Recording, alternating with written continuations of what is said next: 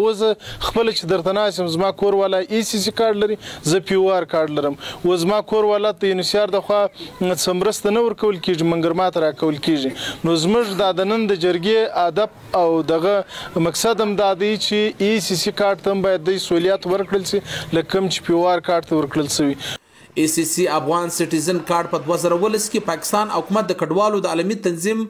IOM او د جرمني په مرسته په پاکستان کې هغه افغانانو ته ورکولو لړۍ پیل کړه کوم چې پی او آر کارډونه نه درلودو او دلته په ناقانونه توګه استوګن وو چې شاوخوا 340,000 افغانانو ته ای سی سی کارډونه ورکول شوي دي خو افغان کډوال وایي کم افغانان واپس افغانستان ته تګ کول غواړي هغه که چیرې دغه کارډ حکومت پاکستان ته پر سرحدي پولو واپس کوي و دې ته د عالمي ادارو لخوا مرستې هم نه ورکول کیږي. دغه ای سی سی کارت 15 کاله مخکې مشترکي ولفردا باندې تاسو ته معنا سفر او د سہولت د اکاونټ دا کېدای شي اوس په حاله چې موږ په لاس کې دی د 15 شپږ کاله د دوه کاغذ فرق نشته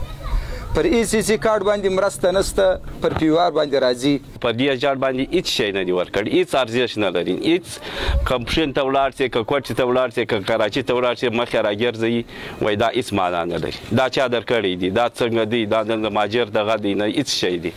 د افغان کډوالو د پاره کارکونکي د حکومت پاکستان اداري افغان کمشنري دلته په بلوچستان کې چارواکي وای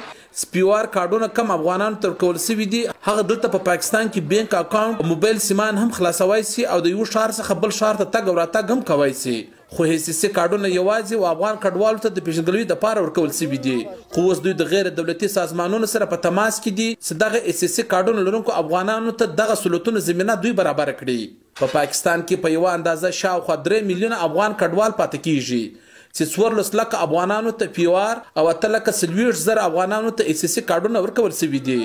خو پاته تعداد د افغانانو دلته په پاکستان کې په ناقانونه توګه ژوند کوي او د نیولو پس بیا پر چمن او تورخم سرحدي پولو باندې افغانستان ته هم سپارل کیږي.